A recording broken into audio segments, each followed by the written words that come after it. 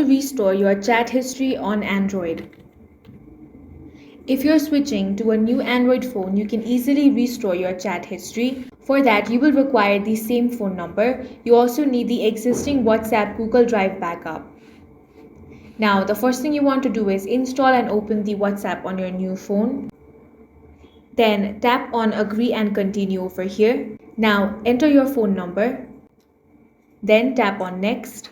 Now enter the verification code over here.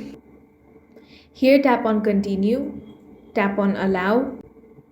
Now you will find this option Restore a Backup. Go ahead and tap on the Continue option.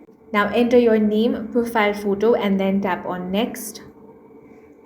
Now your chat history will be successfully restored, as you can see, and that's all for this video. If you found it useful, make sure to hit the like button and subscribe for more videos like this.